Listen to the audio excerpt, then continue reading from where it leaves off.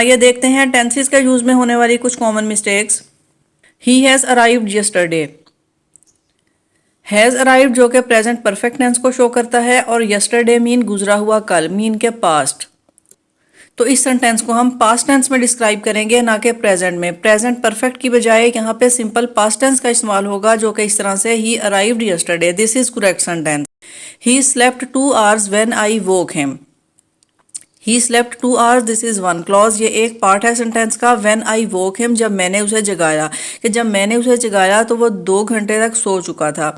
Hair slept and woke, these indicate simple past tense. Sentence के दोनों parts में simple past का use है, जो कि गलत है। इस तरह से जब सेंटेंस में दो पास्ट टेंस का इस्तेमाल किया जाएगा तो हम ये देखेंगे कि कौन सा काम पहले हुआ। व्हेन आई वोक हिम, जब मैंने उसे जगाया तो उससे पहले वो सो चुका था। वो 2 घंटे तक सो चुका था, तो ये काम उससे पहले हो चुका था। यहाँ इस्तेमाल किया जाएगा पास्ट परफेक्ट का। तो इस रूल्स को याद रखिए कि one part described in past perfect and the other one simple past tense. तो ये सेंटेंस इस तरह से बयान होगा, he had slept 2 hours when I woke him, कि जब मैंने उसे जगाया तो वो 2 घंटे सो चुका था। I am suffering from fever since Monday, कि मैं मंडे से बुखार में मुब्तला हूँ और अभी तक हूँ, ये चल रहा है, ये कॉन्टिन्यूस को शो करता है। एंड सिंस मंडे, मंडे से। जब एक स्पेसिफिक टाइम को इंडिकेट किया जाता है कि since Monday, since Friday, since morning, तो यहाँ हम यूज करते हैं परफेक्ट कॉन्टिन्यूस टेंस का। परफेक्ट कॉन्टिन्यूस टेंस को यूज करते हुए ये सेंटेंस इस तरह से करेक्ट होगा, I have been suffering from fever since Monday. चूंकि ये प्रोसेस कंटिन्यू रहता है, पिछले एक स्पेसिफिक टाइम में स्टार्ट हुआ और अभी तक ये चलता चला आ रहा है, that's why this tense is called perfect continuous tense. He inquired if Zia is present. Narration को देखिए, he inquired if Zia is present, के उसने पूछा कि क्या ज़िया प्रेजेंट है। This is a question and this is in indirect form. ये एक ऐसा क्वेश्चन है जो कि इनडायरेक्ट नरेशन में है। तो यहाँ हम देखते हैं ही इंक्वायर्ड। इंक्वायर्ड चूंकि सेकंड फॉर्म पास्ट टेंस को शो करती है, इनडायरेक्ट नरेशन का जब ये पार्ट पास्ट टेंस में होगा तो नेक्स्ट को भी हम पास्ट में चेंज करेंगे। करेक्ट सेंटेंस इस तरह से होगा, he inquired if Zia was present. When I shall go to Lahore I shall see him. ये सेंटेंस भी there are again 2 parts. When के साथ इसमें 2 पार्ट है, जैसे कि पिछले हमने एक एग्जांपल में देखा कि दोनों में पास्ट टेंस का इस्तेमाल था। तो इस सेंटेंस को भी देखिए, there are 2 part in this sentence के when I shall go to Lahore, के जब मैं लाहौर जाऊंगा, आई शैल सी हिम, तो मैं उसे मिलूंगा।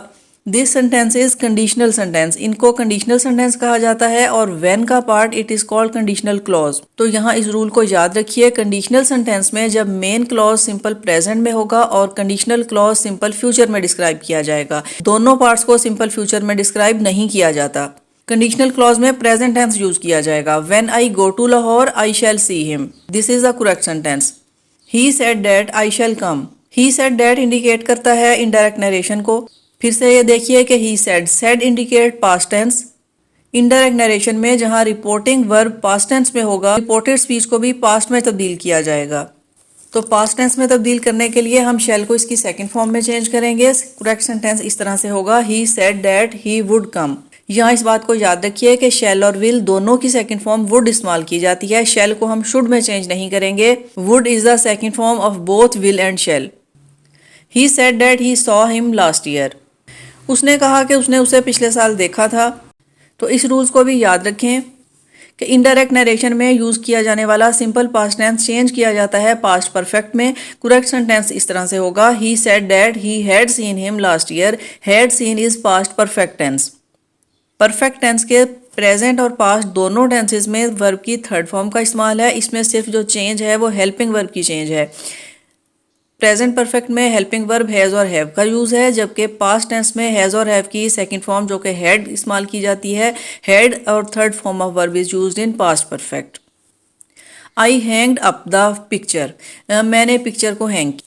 अपेरेंटली दिस इज करेक्ट, ये ठीक है। Second form is used here कि आई हैंग्ड अप द पिक्चर, के मैंने पिक्चर को हैंग किया। लेकिन आप एक रूल को याद रखिए, हैंग की सेकंड फॉर्म हैंग्ड सिर्फ एक ही सूरत में इस्तेमाल की जाती है, when it is used for execution.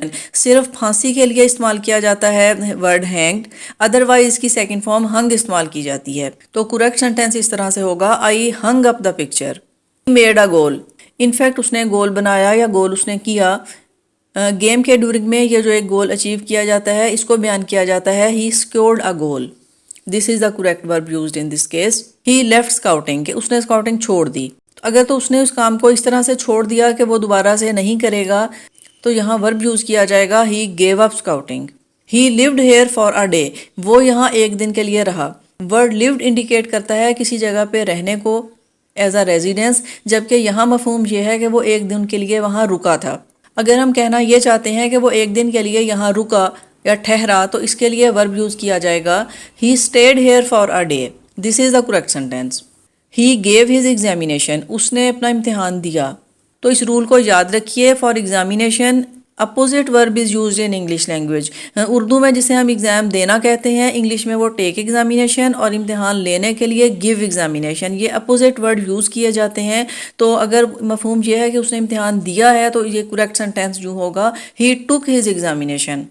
Both did not go, वो दोनों नहीं गए। Apparently it is correct, grammatically इसमें कोई गलती नहीं है, लेकिन दोनों नहीं गए, इसके लिए वर्ड यूज किया जाता है नाइदर। अब नाइदर में चूंकि नॉट का मीनिंग इन्वॉल्व है, ये खुद ही नेगेटिव मीनिंग बयान करता है, इसलिए इसमें नॉट का यूज नहीं किया जाएगा। जब नॉट यूज नहीं करेंगे तो डिड का यूज भी नहीं होगा। गो अपनी सेकंड फॉर्म में चेंज करते हुए वेंट यूज करेंगे, तो ये इस तरह से बयान किया जाएगा neither went. My tooth paint, मेरे दांत में तकलीफ है। Again apparently it is correct, ये हमें सही दिखाई देता है, लेकिन दांत के तकलीफ के लिए जो वर्ड यूज किया जाता है वो है एक्ट। जैसे कि हम कहते हैं हेडेक, बैकेक। करेक्ट सेंटेंस होगा माई tooth act.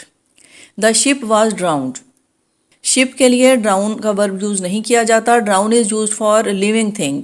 Non living thing, बेजान चीजों के डूबने के लिए वर्ड सिंक का इस्तेमाल है। और वाज ड्राउन्ड पैसिव वॉइस का मीनिंग देता है, उसे किसी दूसरे ने नहीं डुबोया बल्कि वो खुद ही डूब गया। तो हेल्पिंग वर्ब का यूज नहीं करेंगे, और सिंक की सेकंड फॉर्म को सैंक यूज करते हुए करेक्ट सेंटेंस होगा द शिप सैंक।